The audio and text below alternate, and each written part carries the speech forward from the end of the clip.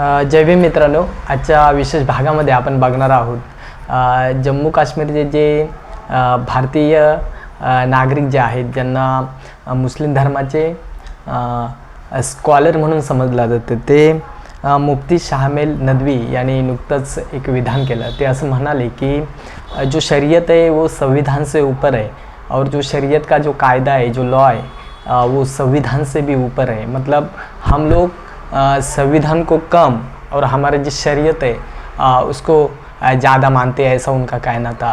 तो इससे अगर हम बात करें तो अगर हम भारत की बात करें तो भारत की जो स्वतंत्रता है, यानी कि भारत को जब संविधान मिला या संविधान से पहले जब भारत और पाकिस्तान विभाजन हुआ, तब की जो उस नागरिकों की कुछ बातें थी या नागरिकों को कुछ हक के लिए उन्होंने लिए हुए जो निर्णय थे वो बहुत मॅटर करते।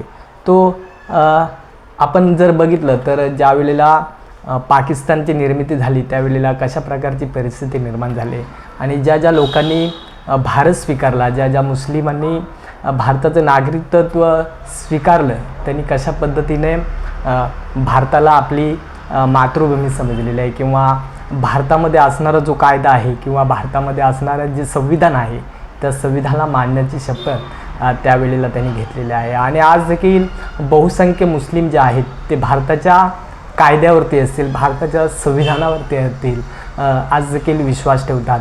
भारतामध्ये वेगवेगळ्या प्रकारची कामे करून, वेगवेगळ्या प्रकारचे बिझनेस करून आज ते भारताच्या या संविधानाचा रिस्पेक्ट करताना दिसतात। आणि आपण जर बघितलं अशा प्रकारचे जे मौलाना आहेत, अशा प्रकारचे जे मुफ्ती आहेत, अशा प्रकारच्या अजून काही धर्मातल्या ज्या व्यक्ती आहेत, बऱ्याच साऱ्या धर्मांमध्ये जास्तीत जास्त प्रमाणात अशा प्रकारचे जे धर्माचे ठेकेदार आहेत ते अशा प्रकारची वक्तव्य दरवेळी करताना आपल्याला दिसत असतात। आणि म्हणून ह्या गोष्टींमुळे भारताचं जे भारतीयत्व आहे किंवा भारताचं जे धर्मनिरपेक्ष जी कन्सेप्ट आहे, जी संविधानाच्या प्रास्ताविकामध्ये सांगितलेली आहे, तिला कशी मारक ठरतात ते आपण आज इथे बघणार आहोत। भारताचे संविधान आहे त्याची सुरुवातच मुळात आम्ही भारताचे लोक असं केलेलं आहे। आणि म्हणून या देशामध्ये राहणारा प्रत्येक नागरिक, मग तो कोणत्याही विचाराचा असू द्या, जातीचा असू द्या, कोणताही विचार मांडणारा असू द्या, त्यांचे वैयक्तिक कोणतेही निर्णय असू द्या, आम्ही भारताचे लोक म्हणूनच या प्रास्ताविकेची सुरुवात होते। आणि म्हणून ज्यांना ज्यांना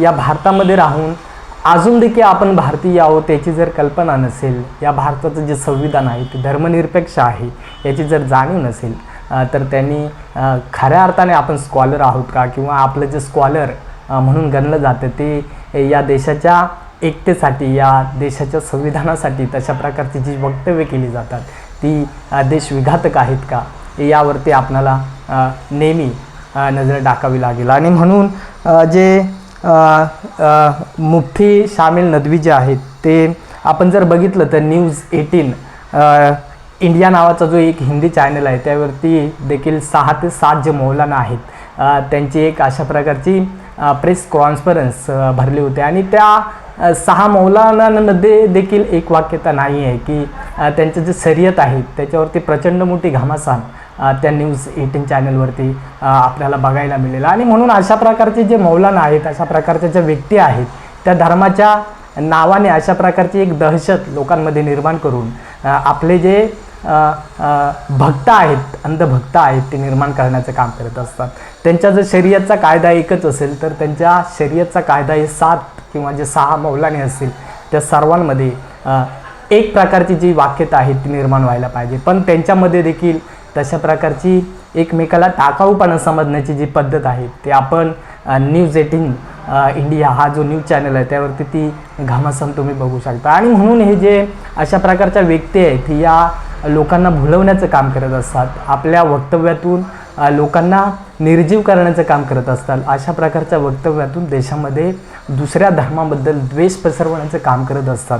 आणि या देशाचं जे संविधान आहे, या देशाचा सर्वोच्च कायदा आहे त्यामध्ये भ्रम पसरवून अशा प्रकारच्या धर्मांमध्ये विशिष्टता निर्माणाचं काम अशा प्रकारचे मौलानी करत असतात। आणि म्हणून आपण जर बघितलं तर धर्म म्हणजे आस्था आहे किंवा धर्म म्हणजे एक विशिष्ट प्रकारची पहचान आहे किंवा धर्म म्हणजे एक प्रकारची राष्ट्रीय पहचान आहे। त्या धर्माच्या नावाने विशिष्ट प्रकारची व्यक्ती आहे ती वैयक्तिक जे कायदे आहेत त्यांच्या धर्माचे ते पाळण्याचं काम करत असतं. पण देशाचं जे संविधान आहे ते धर्मनिरपेक्ष, याचा अर्थ असा आहे की या देशामध्ये राहणारी प्रत्येक व्यक्ती आपल्या मनामध्ये, आपल्या मेंदूमध्ये, आपल्या विचारामध्ये असणारे जे वैयक्तिक विचार आहे, जे आस्था आहे, तिला ज्या गोष्टींवरती विश्वास ठेवण्याचं स्वातंत्र्य आहे ती करू शकते.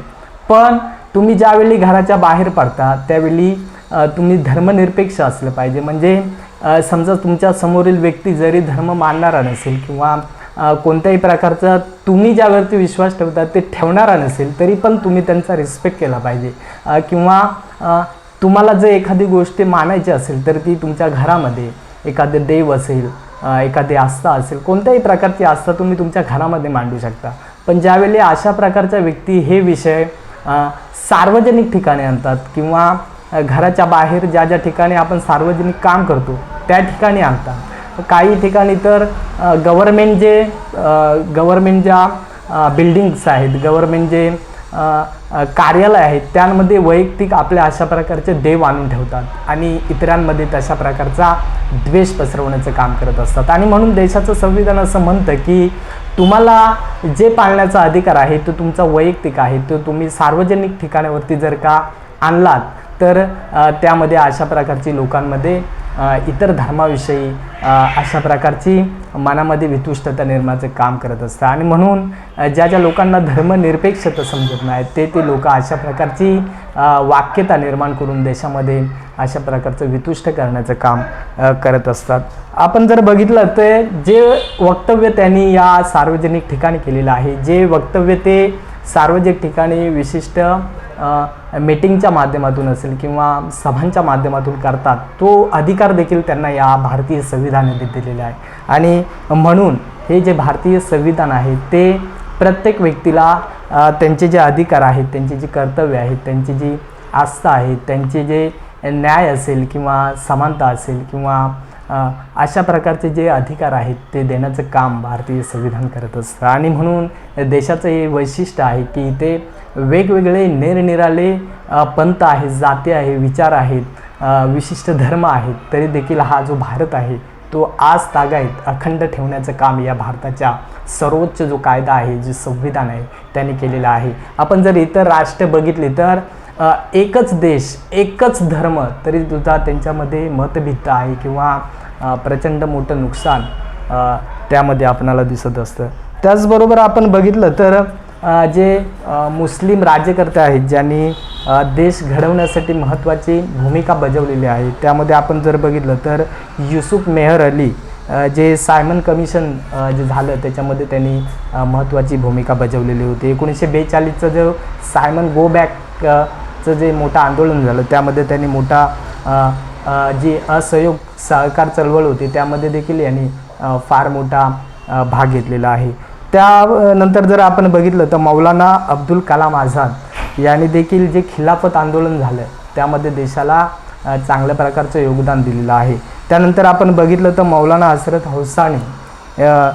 मौलानी यांनी देखील IIT किंवा इस्रो या ज्या भारतीय आंतरराष्ट्रीय ज्या संस्था आहेत किंवा ज्या विज्ञान तंत्रज्ञानामध्ये पुढे असणाऱ्या ज्या संस्था आहेत त्यांना फार मोठे योगदान दिलेलं आहे. त्याचबरोबर आपण बघितलं तर हे जे मौलाना हजरत मौलानी यांनी संविधान सभेमध्ये सदस्यपणाची जी महत्त्वाची भूमिका आहे ती देखील या ठिकाणी बजावलेली आहे. त्यानंतर जर आपण बघितलं तर जाकीर हुसेन जे आहेत त्यांनी म्हणजे भारत देशासाठी राष्ट्रपती म्हणून जी सेवा दिलेली आहे ते देखील या देशासाठी महत्त्वाची अशी भूमिका बजावून गेलेली आहे. त्यानंतर त्यांना भारतरत्न देखील भारत सरकारने दिलेलं आहे. त्यानंतर जर आपण बघितलं तर असफ अली जे प्रचंड मोठे कायदे पंडित भारतामध्ये होऊन गेले आणि त्यांनी वकील असेल, रेल्वे असेल किंवा ट्रान्सपोर्ट मंत्री म्हणून महत्त्वाची भूमिका भारत सरकारमध्ये बजावलेली आहे. त्यानंतर जर आपण बघितलं ते जर राजदूत असतात म्हणजे इतर आंतरराष्ट्रीय देशांशी ज्यांचा संवाद साधला जातो त्यांना जे राजदूत असं म्हणतात त्यामध्ये देखील यांनी अतिशय महत्त्वाची अशी भूमिका भारतामध्ये बजावलेली आहे. आणि त्यानंतर जर आपण बघितलं तर सैफुद्दीन बुजली हे देखील जे मुस्लिम होते त्यांनी काँग्रेसचे जे सचिव सेक्रेटरी पद आहे ते देखील भारतामध्ये भूषवलेलं आहे आणि भारतीय युवा काँग्रेस या संस्थेची स्थापना करण्यासाठी त्यांनी अतिशय महत्त्वाचं असं स्थान भारतामध्ये बजावलेलं आहे. आणि रॉलेट ॲक्ट असेल किंवा पंजाबचं नेतृत्व असेल किंवा जालियनवाला बाग हत्याकांड, या हत्याकांडामध्ये आपण बघितलं तर बऱ्याच साऱ्या भारतीयांच्या हत्या झालेल्या आहे. त्यामध्ये जनरल डायर ज्याने यामध्ये गोळ्या घातल्या, या प्रकरणामध्ये यांनी अतिशय महत्त्वाची अशी भूमिका बजावलेली आहे. त्यानंतर महत्त्वाचं स्थान आहे ते APJ अब्दुल कलाम, ज्यांना आपण मिशन मॅन असं म्हणतो किंवा ज्यांना मिसाईल मॅन म्हणून, भारताचे मिसाईल मॅन म्हणून बघतो. त्यांनी 1958 साली ते सायंटिस्ट झाल्यानंतर DRDOची ज्यावेळेस स्थापना झाली किंवा जे भारतामध्ये PSLV नावाचं जे सॅटेलाईट आहे त्यामध्ये देखील महत्त्वाची भूमिका डॉक्टर APJ कलाम यांनी बजावलेली आहे. त्यानंतर पृथ्वी मिशन आहे. त्यानंतर 2002 ते 2007 यामध्ये त्यांनी राष्ट्रपती पद जे आहे ते भारताचं भूषवलेलं आहे. आणि म्हणून अशा प्रकारच्या ज्या मुस्लिम व्यक्ती आहेत त्या देशासाठी सर्वोच्च स्थानी आहेत किंवा त्यांनी या देशाला दिलेलं जे स्थान आहे ते अतिशय अगणित आहे किंवा त्यांनी दिलेलं जे योगदान आहे ते भारताला एकसंघ ठेवण्यासाठी केलेलं जे काम आहे ते देखील महत्त्वाचं आहे. त्यानंतर आपण बघितलं तर सानिया मिर्झा, ज्यांनी आपल्या टेनिसपटूमधून भारताला कित्येक गोल्ड मेडलिस्ट मिळवून दिली किंवा म्हणजे पाकिस्तानी व्यक्तीशी विवाह करून देखील त्यांनी भारताकडून खेळण्याचं जे त्यांचं स्वप्न आहे ते अखंडपणे पुढे चालू ठेवलं. आणि म्हणून त्यांना प्लेयर ऑफ द इंडिया या नावाचा जो किताब आहे तो देखील दिला जातो. आणि त्यानंतर जर आपण बघितलं तर झाकीर हुसेन, जे उत्कृष्ट असे तबलावादक आहे, त्यांनी देखील या देशाचं नाव आहे ते भारताच्या पलीकडे नेलेलं आहे किंवा विदेशामध्ये कानाकोपऱ्यामध्ये पोहोचवण्याचं काम झाकीर हुसेन यांनी केलेलं आहे. त्याचबरोबर अझीम प्रेमजी, जे विप्रोचे संस्थापक आहेत, त्यांनी विप्रो नावाच्या कंपनीमधून त्यांना मोठ्या प्रमाणात दानवीर म्हणून समजलं जातं. आणि आज जवळजवळ कित्येक लोक या विप्रोमध्ये भारतीय लोक जे आहेत ती आज काम करताना आपणाला दिसतात. आणि म्हणून शिक्षेसाठी त्यांनी दिलेले जे दान आहे ते देशाच्या प्रगतीसाठी उत्कृष्ट किंवा योगदान जे आहे ते उत्कृष्ट किंवा अभिमानास्पद मानलं जातं.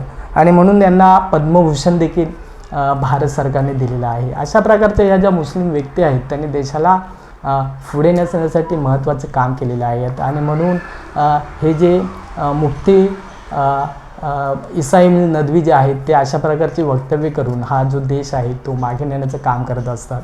तरुणांमध्ये तशा प्रकारची एक धार्मिक वितुष्टता किंवा धार्मिक कट्टरता निर्माण करण्याचं काम असे मौलाना करत असतात. आणि म्हणून या लोकांपासून सावध राहणे किंवा या लोकांपासून जागरूक राहणे किंवा या लोकांच्या तोंडातून निघणारे जे शब्द आहेत ते देशाला मागे नेणारे असावेत. आणि म्हणून मुस्लिम लोकांनी किंवा मुस्लिम नागरिकांनी दिलेलं भारताचं जे योगदान आहे ते किती महत्त्वाचं आहे. आणि म्हणून अशा खोट्या छुपिव्या किंवा अशा प्रकारे कट्टरता निर्माण करणारे किंवा अशा प्रकारे भारताचा कायदा अमान्य करणाऱ्या लोकांना जर काही इथं राहायचं नसेल तर त्यांच्यासाठी पाकिस्तानचे दरवाजे नेहमीच खुले आहे, त्यांनी त्या तिकडे जावं.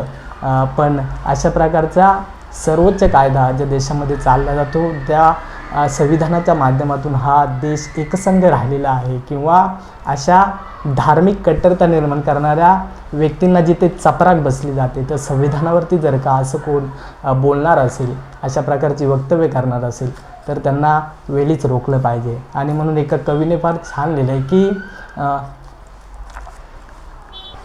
त्याने असं म्हटलं आहे की यीशु के बाइबल पे क्रिश्चियन चलते हैं, वेदों और कुरानों पर ब्राह्मण चलते हैं, लेकिन अल्लाह के कुरान पर मुसलमान चलते हैं, लेकिन मेरे भीम जी संविधान पर, मेरे भीम जी के संविधान पर पूरा भारत चलता है. आणि म्हणून हे जे संविधान आहे हे देश चालवण्यासाठी या देशाचा जो सर्वोच्च कायदा आहे तो आहे. आणि याच्यावरती जर का कोण अशा प्रकारची वक्तव्य करत असेल, संविधानापेक्षा जर का त्यांना धर्मश्रेष्ठ वाटत असेल तर त्यांनी जरूर पाकिस्तान असेल किंवा इतर देश असेल तिकडे त्यांनी आपलं नागरिकत्व जे आहे ते ट्रान्सफर करावं आणि इथून भारतातून रजा घ्यावी. कृपया हा सर्वोच्च कायदा आहे, हे भारतीय संविधान आहे, ये बाबा साहेब ने लिखा हुआ है, इसलिए अगर आपको नहीं रहना है, अगर आपको वही प्यारा आहे तो आप पाकिस्तान में भरती होऊ सकते हैं. सर्वांना पुन्हा एकदा जय भीम. या ठिकाणी तुम्हा सर्वांची माघार घेतो. जय भीम.